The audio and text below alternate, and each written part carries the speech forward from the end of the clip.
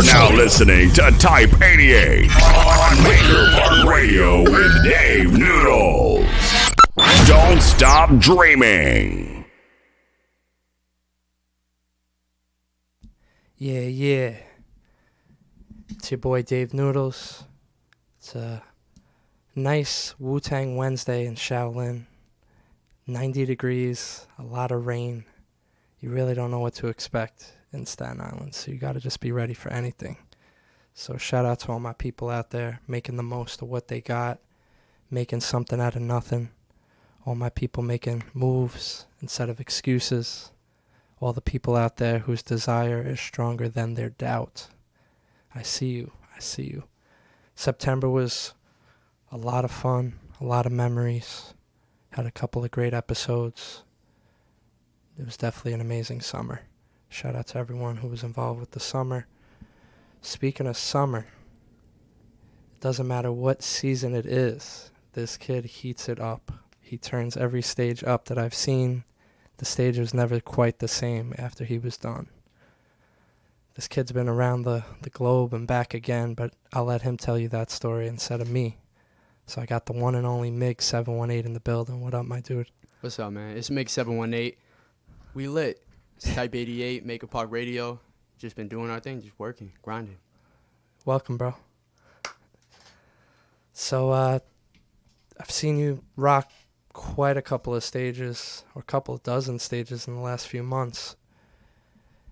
Maybe if we could bring it back to like before the stages, before the Movado video, and before the EP and touring the country. Maybe we could talk about like how you even like when you first heard hip hop. Could you bring it back for us? Hey, man, I know for a fact I was listening to hip hop when I was still in my mom's stomach, and that's a fact. My pops, he used to be real, like he's always been real heavy into hip hop, always constantly, trying to teach me culture my entire life, just trying to teach me the culture of the stuff that I would be enjoying. You know what I mean? Mm-hmm. He always gave me something to look forward to. You know what I mean? When it came to the music, I was listening to Eminem and DMX and Big L and Tribe Called Quest and, just crazy legends. You know what I mean? People that are really part of like the beginning of the culture for this shit. And it's like, overall, like when it came to listening to music, everything was just a big learning experience for me. And I never knew until now, you know what I mean? I was always learning all of my shit through the music. And I never realized that the music was like what I had to be doing. It's what I had to be doing. Because this is, I fell in love with it. It's not it's not a hobby. Like, this is my life. This is what I want to do for the rest of my life. And it's with the whole idea of me having 7-8 different MP3 players going throughout the week when I was like 8, when MP3 players were just now popping. Mm-hmm. You could buy them at a CVS for like $15. I used to just, I'm gonna be real with you, I used to just swipe them, throw mad legal music on it, and I would just listen to different genres every day. I was constantly listening to music because I didn't feel right without listening to music. If I was walking to school, I don't care if it was a 30-second walk, I had to throw my headphones in and I had to be listening as long as I could. I used to be listening in school. I never really gave a fuck what the teachers had to tell me when it came to that, because music has always been something that felt good for me. Right. And growing up and then going into, I was in chorus when I was in 5th grade, and I thought that was cool and all. That was like my music debut. But like, it was cover songs, you know what I mean? Like, great experience. I'm grateful for the experience, but that wasn't anything compared to what I'm doing now. Just like the fact that I went from that into dancing, and dancing, what are you doing? You have to listen to music 24/7. You have to be the music. So it's like I was kind of feeling my way out to try to figure out what I wanted to do with myself.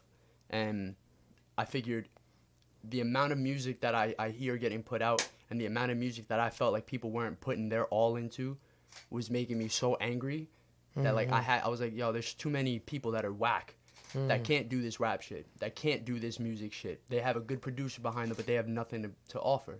I have a lot to offer, and I knew that from the jump. Before I ever recorded it, I know I have a lot to offer because I'm bred from the music. I never felt comfortable without it. So it's like, it's something that I was kind of, you know how people say they're born in the darkness? I was born in the music. You know what I mean? That's I was real. constantly around it, always wanted to be around it, and there's nothing better to me than being successful in something that you enjoy. So why not be successful in this music? I think that's a great point because I think we could all truly define our own success. So what does success really mean to you? Because I think especially in the early stages of people's career, I think it's one thing, and then I think as time goes on, it's another thing, and I think even before we even start pursuing it as a real job, it's another thing. So like, what's it even mean to you? See, that's the crazy thing. For me, it's been the same thing, and I don't think it'll ever change. For me, it's always been I want to entertain the world. That's plain and simple. That's what I want to do with my life. I want to put a big enough stamp on history that I was entertaining the entire world. You know what I mean? I want everybody to know who I am. I want everybody to know that if you come to one of my shows, it's going to be one of the best shows that you've seen. I want people to enjoy and feel all the emotions that you feel when you're listening to music.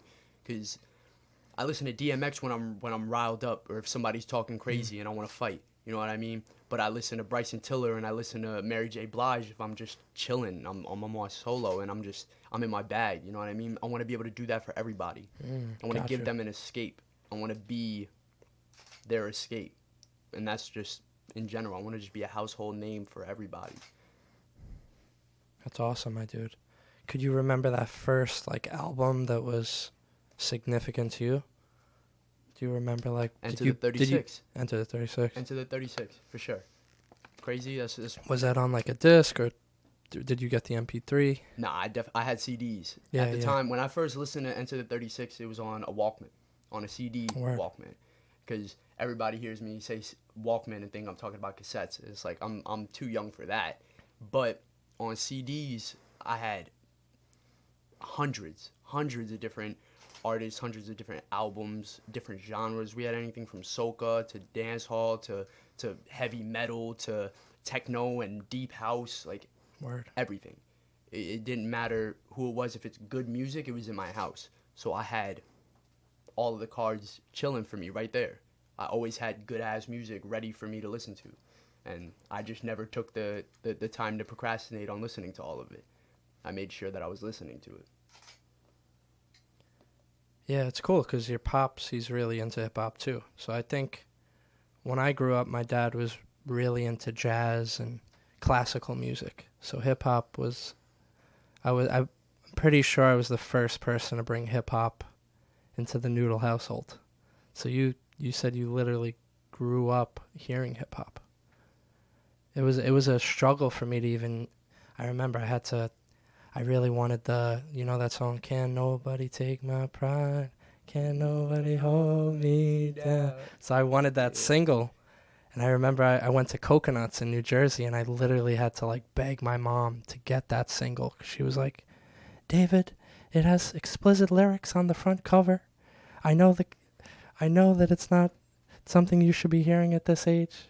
So like, I remember I had to fight for that. I remember I had to fight to play Mortal Kombat when I was like 10. Because I was the firstborn, so I was very protected by my mom, who was very cautious and very protective. And, I'm grateful she was that way. But it's interesting how we all grow up with hip-hop differently. I kind of had to I had to really knock the door down to get it. And it was like I was kind of born behind it. Yeah, you know what I mean? And that's also why like it impacts me different than I feel like it impacts other people, because it's not something that I ever had to adapt to. I was always in it. You know what I mean? It's something like even before any musical anything came out of me, I was always in it. I was always a part of it. And I was always a part of it before my time, because I was listening to people 10, 15 years prior. You know what I mean? Like, I was born in 99. So me listening to Curtis Blow and me listening to Eric B. and Rakim, people are mad confused. They're thinking all I know is Lil Wayne and Eminem, and that's it. And that's all. Like, I don't have any knowledge of the past. But that's why Enter the 36 was such a big deal for me.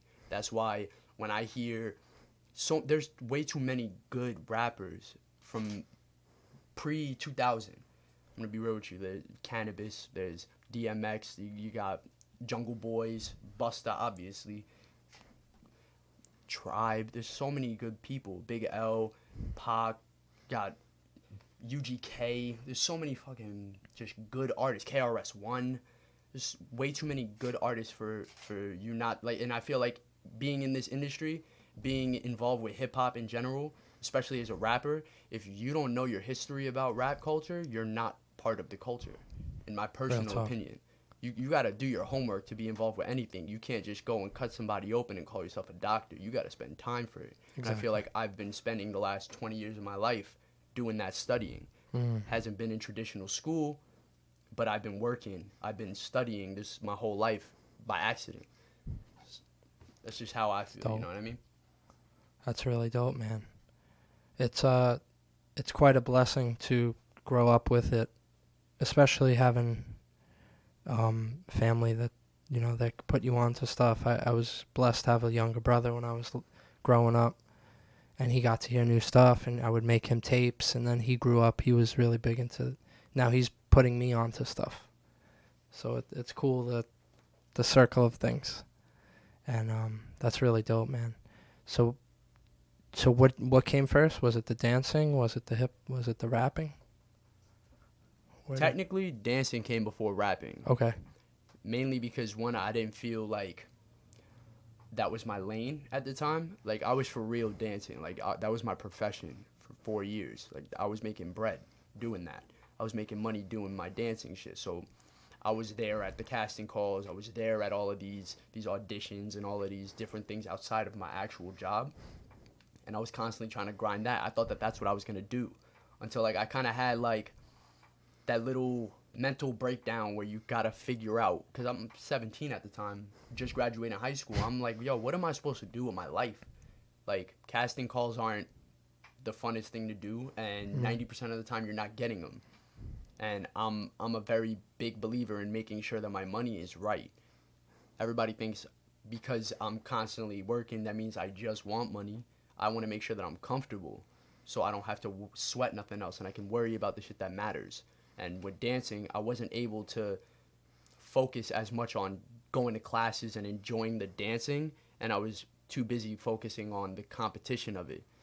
And that's kind of what kind of pushed me away, was the fact that it became not fun because people are just bad. And it didn't give me as much of a fire in my chest as rapping does, making the music and performing. That's probably the best thing that you could do, in my personal opinion, because now you're entertaining visually, you're entertaining audibly, and you're just giving them something to actually grasp onto.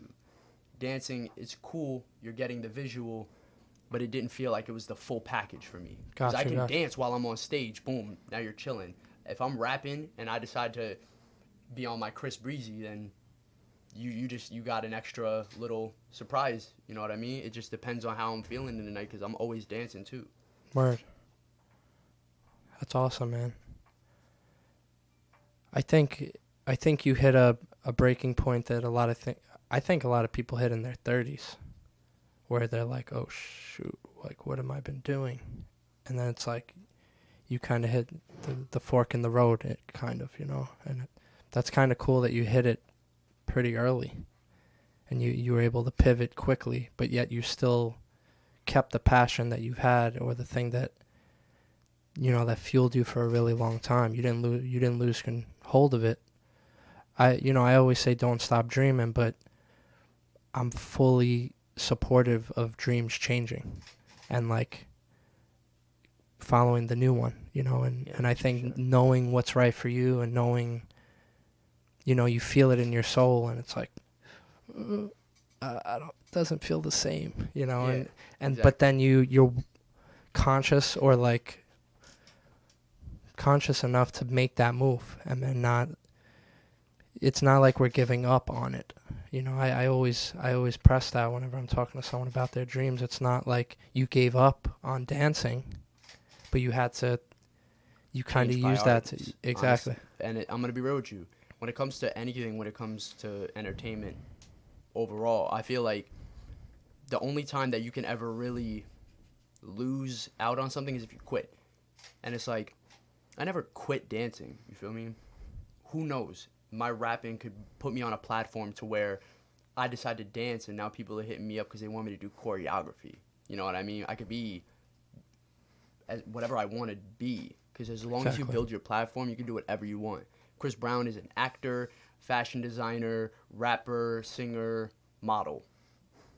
If you can wear as many hats as you want, and I don't care how hot my head gets, I'm going to continue throwing them on. I don't care, and I'm going to make sure that they're all being utilized, because I'm talented in multiple things. And it's because of years of training, years of being involved in my passion. That's really awesome. I think I hear mixed things with the wearing many hats. People are often like, oh, don't spread yourself too thin. Don't spread yourself too thin. It's about spreading yourself the proper way.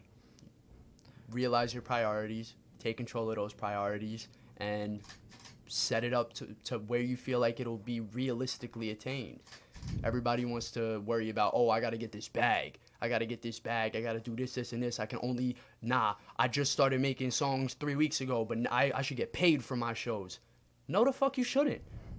You have to work your ass off. There's a lot of things you got to do for free. There's a lot of things that you have to compromise your morals for sometimes, where it's like, you might not feel okay with something, but it could be better in the long run. And you have to be aware of all of that stuff. And you have to be aware of the people that are around you and their motives and their intentions. There's no easy way to go through it.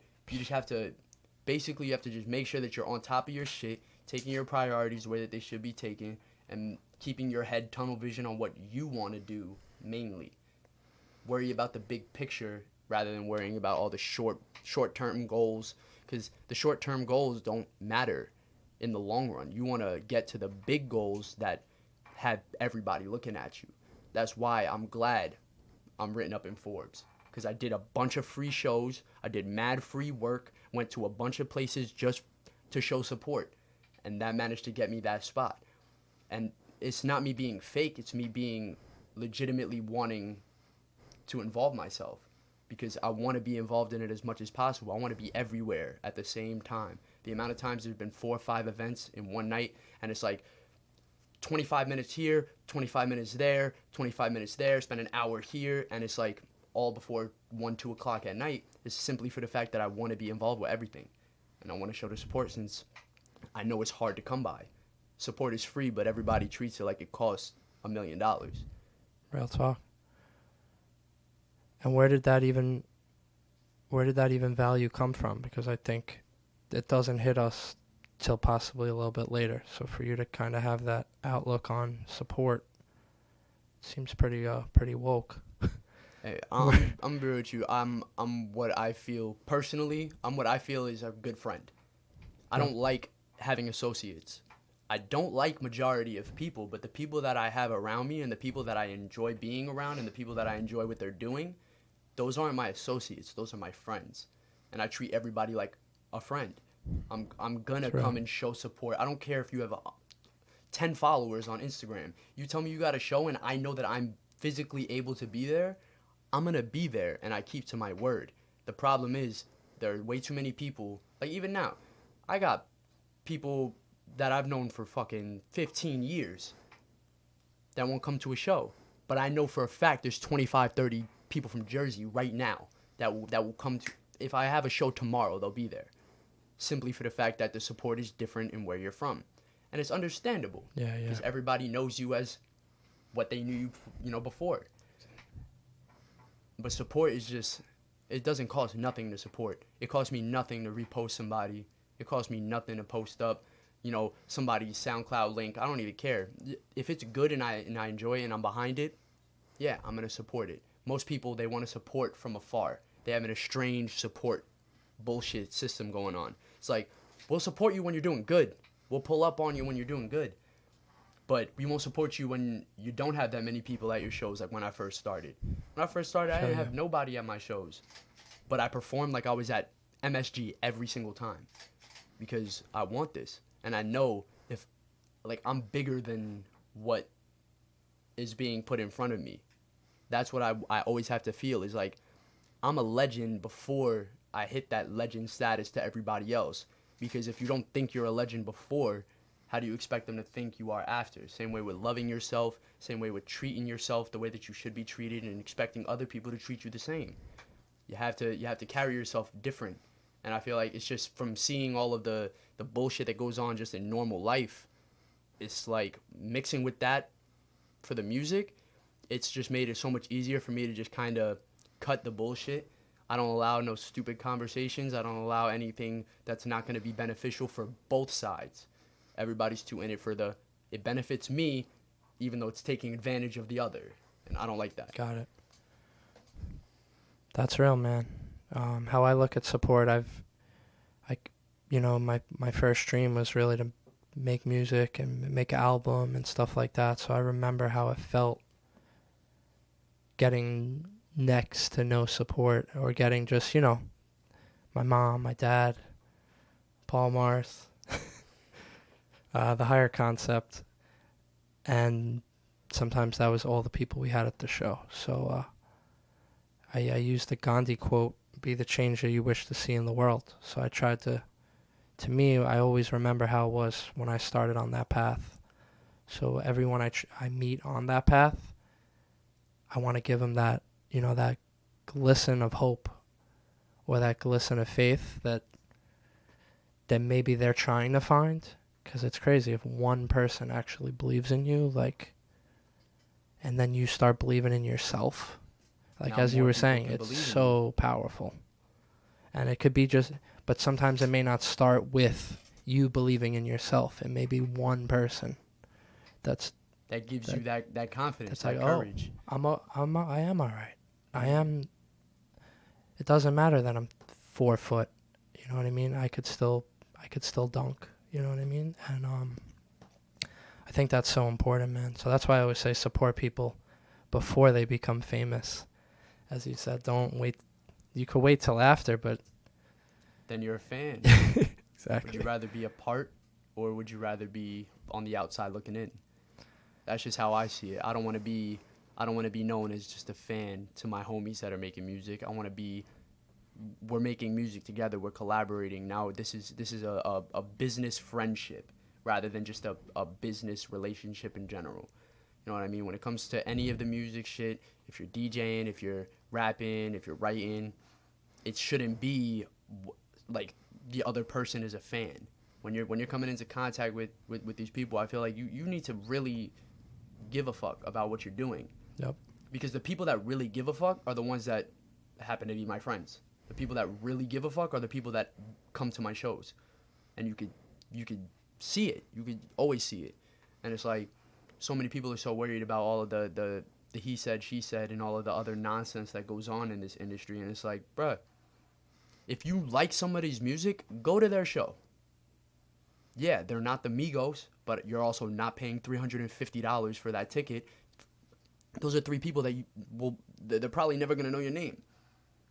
Like, they don't care about you, but there are people that I care about.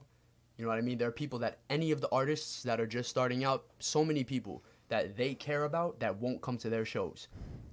There are so many people that have given to the people that are supposed to be supporting that don't support. And there's too many false dreams as well, where people are they're thinking that this is what they want, when in all actuality it's really just about the money, or it's just about the fact that they want to be famous. And it's like, why not be famous and doing something that you love, doing something that you enjoy, not just let me try rapping because everybody's getting big off of that, because it's not how it works. It really isn't. It's not a formula that you put into a laptop and then... Yeah, there's no algorithm for making music, unless you happen to be a part of that futuristic wave, because they are trying to do that. That's real. People are trying to make AI that can create music. And they think that it's people mixing. There's a conversation going around where it's like, bruh, there's no robot in the world that can emulate what a human being can do creatively. And that's just my personal opinion. But people are really pushing for that. They're pushing for AI so that now people don't have to get paid for their shows, because it's a digital audio going on right now. That's it. You got a hologram singing to you. You don't got to pay nothing for that. And it's like, I look at the bigger picture of everything, and that's why I try my best to just keep to my lane and keep doing the things that I've been doing, keep showing the support that I've been showing, regardless of what I get. Like, I'm headlining in Atlanta. I'm headlining in Baltimore on Saturday and Atlanta the next week. 2 shows. I know damn well there are plenty of people that wish they were in that position. But guess what? When I get back from Atlanta, those people that want to be in that position, I'll still be at their shows. I'll still be showing support. I don't care. Like, I don't care about if somebody has more clout or less clout than me. Whatever. It's not a big deal. Yeah, it's cool to be around people that have some fame to them or around people that have accolades, but that doesn't make you anything. You know what I mean?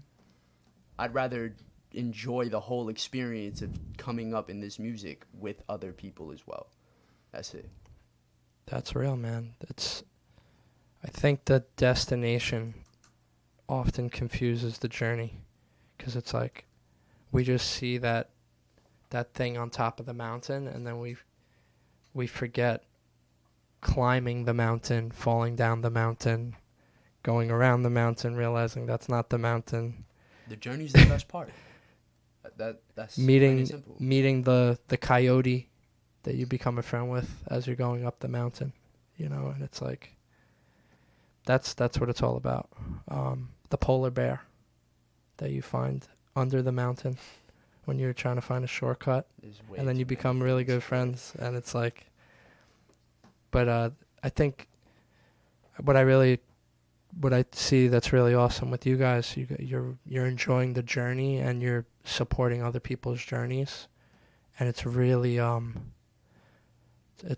some give shit, like it's just giving, and I'm all about that. Whenever I meet anyone, it's never like, oh man, this guy has $1 million because I know he has 3 businesses.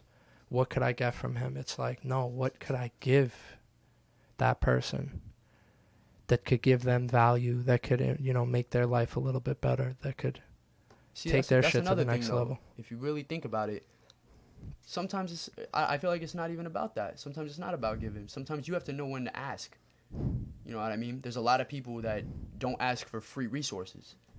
90% of the time, at least for me as a human being, if it costs me nothing but telling you something that's going to help you progress in any way, shape, or form, why keep that information from you? Why take that knowledge and hold it captive? Yeah. There's enough food on the table for everybody. $2.4 billion last year. Gone. Untraced. No one has any idea. All music that was supposed to go to artists. Music. Music is one of the biggest economic industries in the United States. End of story. It brings in so much revenue, it's ridiculous. But there's a lot of money that goes missing, that goes completely unaccounted for. And it's like, yeah, I'm young, and yeah, I'm ignorant, and I do rowdy shit, but I never am the one to not ask for help when I need it. If I need, yo, do you think this, and this sounds all right? All that takes is a listen. That doesn't cost nothing, and people are scared to do that. And then people want to bitch and moan about how nobody's willing to help, nobody wants to support. The difference is you're not asking for anything. Yeah. Like, there's a very flip-floppy fine line between it. That gray area is crazy, and a lot of people take it the wrong way either way. So it's like, I'm just trying my best to make sure that I'm doing everything in my power to give the knowledge that should be given and gain the knowledge that should be gained, and not deal with annoying people that are constantly just trying to weigh you down, because that's one of the biggest things. People will always make it easy for you to feel discouraged. Me personally, I just don't care. Yeah. I never cared, because I know that this is what I want to do for the rest of my life, and I believe in it enough to where it's like, there's no turning back for me. I am with the whole school and the whole normal, let me get a union job. I can't do that. I can't work behind a desk, none of that.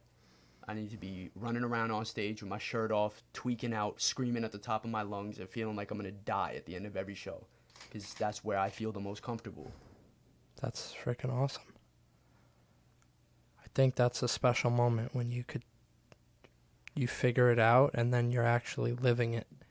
And then it's like, could you really have a bad day? Well, you know, maybe you have a tough hour or so, but like when you're living with so much purpose, the bullshit just kind of like bounces off you, kind of, you know what I mean? Like, Yeah, especially when trying to get to that purpose, you have to deal with a lot of bullshit. And if you can't deal with it, most people quit. They stop. They stray away from what they thought their purpose was. I know what my purpose is. And I know what I want my purpose to be, because, you know, everybody says, oh, you choose your destiny and all that. Besides the destiny in general, it's realism. Understanding that anything is attainable as long as you put in the work. Anybody can go to law school and become a lawyer, but you have to put in the work. Anybody can be a doctor. You have to learn. You have to gain the skills, gain the accolades, gain the knowledge. That's it. I know that I'm going to be charting. I know I'm going to be worldwide. I have to keep playing my game. I have to keep getting my reps, and I have to keep busting my ass to make sure that I get in as much work as physically possible to where I can be that legend. I can be that household name. Because that's all I want. It reminds me of when I was younger. I was watching a lot of basketball, 96, I'm thinking. And people would always talk about, like, Jordan, and they talk about how, like, people weren't even up yet. They were sleeping. And he was practicing, you know. And I read the Kobe book, Mamba Mentality. Mm-hmm. And it just kind of like, he would spend hours and hours and hours watching tape of each team before and after. And he would be the first one on the court and the last one to leave the court. And, bro, he would get hurt. Bro, they would literally fly these, like, ridiculous trainer. Bro, he had, like, the most crazy trainer that was able to just cork things back into play because he was so consistent with, like, needing to play. And think like, about learning it. That's the game. Kobe of trainers.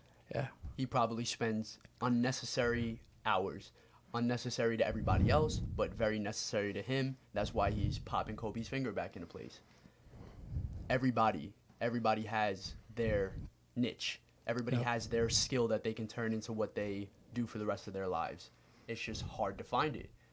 I just had a little bit of a clearer view because I went and failed at a bunch of things. Well, not even failed, just grew out and realized that it's not exactly what I want. Yeah. You know what I mean? I want to take control. And it's like, that's what everybody got to do. Just take control. Take control of your life. Take control of what you're doing. What do you tell a kid that grows up maybe in a tough neighborhood? A kid that maybe is sold the idea that they don't have to work that hard. And, you know, the check will still come.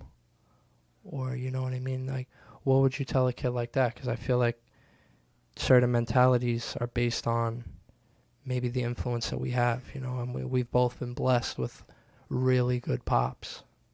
Facts. You know, what would you tell a kid that maybe is missing out on the pops department, that maybe feels that sticking close to, you know, maybe the neighborhood they grew up in, and that's all there is? Like, what could you even tell someone like that? I mean, overall, it's like, bro, distract yourself.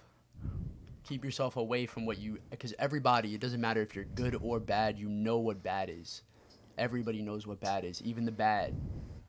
Like, bad people still know that they're doing bad. If you know that you're involved in a bad situation where there's just negative energy around you all the time and you know it doesn't feel right, find a distraction. Figure out the things that you enjoy and keep pushing for those things. If you're in school, stay in school, because I didn't, and I wish I did. You know what I mean? I graduated high school, but college wasn't for me. It might not be that way for everybody, but make sure you know what you want is all I can say. Is find out what you want, distract yourself with solely that, and you will be the best at that you can be. because I just stopped worrying about anything and just started fully worrying about music, focusing on music, and now I'm on Hot 97, and now I'm flying places. It's all a mindset. Yeah. Just grind, keep a good group of people around you. Keep a good group of people around you. Your homies aren't always the best people around you. That's another thing. There's a lot of, you have to pay attention to people's actions and characteristics. This is just life lessons, I feel, because Real talk. if you can't read a situation, if you can't read a person, how can you really know what's going on? I feel like just understanding that you are the important one in your life and being the main character to your movie is the most important part of it. It shouldn't feel like you're a support character or nothing. It should feel like you are the man or woman, either way, being correct and all. You should be the one person that's the star of your movie. You need to make yourself the star. Feel like a star. Act like a star. Be a star. And that's how it works, I feel, because it's working for me. I'm just working with what I got. It's all the knowledge I got. I really like that because anytime I've gone through a hardship, what I always tried to do was just stay freaking busy, doing things that, that maybe I could have easily went down a downward spiral. I would be working out. I would try to spend time with family. I would I would walk with my mom more. I would do things that would constantly be like filling my time with a purposeful minute. And before you know it, you're coming up with an idea. You talk to this one, and they talk about some random stuff, and it reminds you of something else, and you come up with something. And then it just sets you off. And I really like that, to distract yourself. But from, the BS or the toxic shit. Exactly. Keep in mind, when I say distract yourself, I don't mean distract yourself with stupid shit. I mean Exactly. distract yourself with shit that matters. Distract yourself with shit that actually means something. If you're interested in music, bro, get Logic, get Fruity Loops, get Reason. Reason's free. Reaper, free. All of these things that you can do. There are so many ways. YouTube is a free thing that we literally can use whenever we want, no matter where you're at. You could go to the public library. That's free. Go on Google. Go on YouTube. Like, it don't matter. There's an answer for anything. It doesn't matter if you have nothing. You can still do exactly what I'm saying because all of these options are free. I wasn't balling when I started making this music. I'm still not balling, but I'm doing better, and that's because I used all of the free resources I had. Distract yourself with shit that's gonna actually help you. If you want to make robots, bro, be in the robotics lab in school. Who cares if people think you're weird for it? Because I know plenty of people that are insecure with the shit that they enjoy, which is why they won't distract themselves doing it. Don't be insecure with the shit that you love. Be insecure with the shit that you know is just weird. Like, I know damn well there are plenty of people that are just scared to try. And it's like, you can't lose trying. Like, you can't lose anything starting from square one. Exactly. If you start from square one, get knocked down, guess what? You're back at square one. You can't lose anything again. And you just keep rinsing and repeating. Rinse and repeat. Make sure you're really putting in work for what you want, and I guarantee you it'll work out the way that it's supposed to. I've seen it with everybody in my life that's successful. I have the same thing in common with them. We're focused on one thing, and we're busting our ass to do that one thing. And that's why we're successful. That's why I'm going to continue to be successful, and that's why anybody that's listening to this and actually wants to listen is for real. Like, if you stick to that, bro, you're going to be successful regardless. You just got to put in the work, and it's not finite. Like, it's going to take time. Like, it's been 2 years for me already. There are people that have been doing this 10, 15, 20 years sometimes, and it's like, they'll pop off at 39 years old. It's like, but they started when they were 14. Yeah, it took them 25 years, but they worked their ass off up until that point, and now they're where they want to be. That's fire, bro. But I try to do this every time I go to a class to talk to kids. I'll always be sitting down before they introduce me.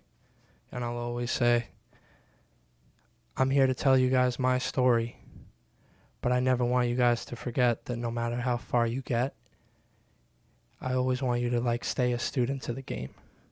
And I think what you were saying about, or student to whatever it is, or learn from anything. You know, you could be in the game 20 years.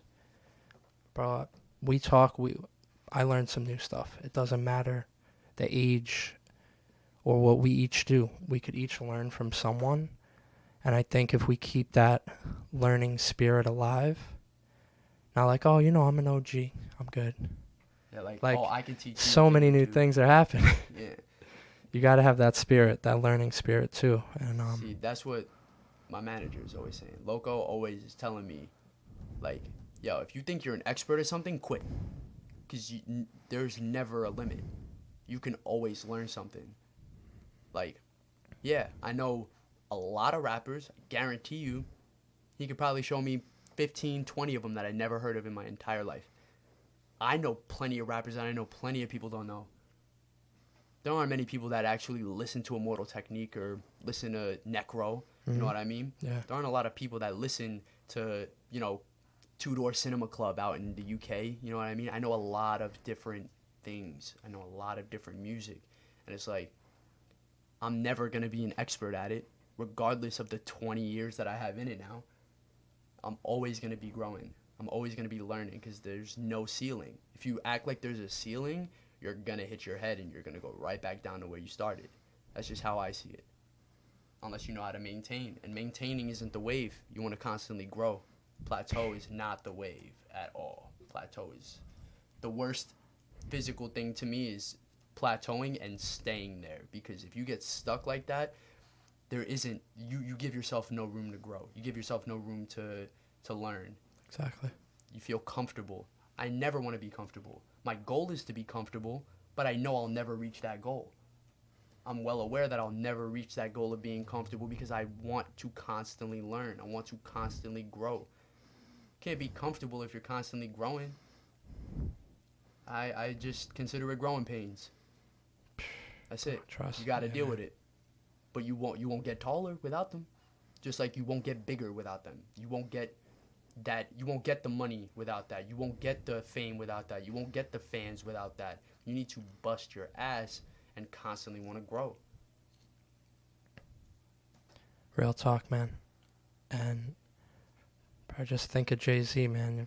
Of course, he's a very rare human. Fact. Business skills like probably no other, and street and business world. But like, if you just think of like the Blueprint 3, bro, like probably not everyone's favorite album, but bro, he had everyone on there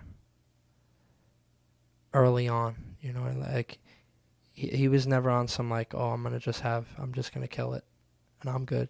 He did those albums where it was just him, just to prove it. But then on that album, I feel like, you know, he had Cole, he had Dre, like he knew the people that were leading the pack, and he had, you know what I mean? And he was humble enough to, and, you know, crafty enough. Like, that's a good business move to have. It's also a good ploy to make bread. Exactly, Which is for everyone. dope, but I also feel like Jay-Z has always been the type to give. Meek Mill's entire team was paid for by Jay-Z. You know what I mean? There are plenty of times where there are people in much bigger tax brackets that sometimes they legitimately are just good people. Yeah. I don't know. I know that today is definitely just a good day for me to rant, so I'm glad you had me up here today because there's just so much to talk about, and there's so many questions people don't ask. And there's way too much real shit to talk about. Yeah, it's Bro, real cool. talk. It's cool to talk about, you know, the music. It's wonderful. There's just a lot of real life that goes into the music.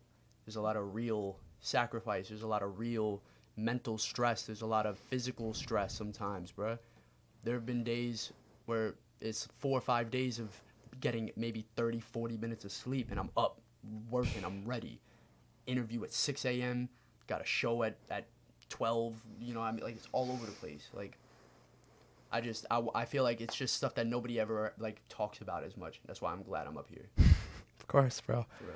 I'm very big. Like over the summer, I think I've realized it more than ever. Like emotional intelligence and also mental well-being. Those are like two things that are like the most important things besides, you know, like God, my family, my girl, you know what I mean? Besides stuff like that, just to myself and like me having those things for myself are so key. And like I just love talking to people about like the why or the how, or like how did we get here, or where are we going from here, but why, you know. And it's been an amazing conversation, because even just talking about someone, because I was literally hearing about kids earlier, and I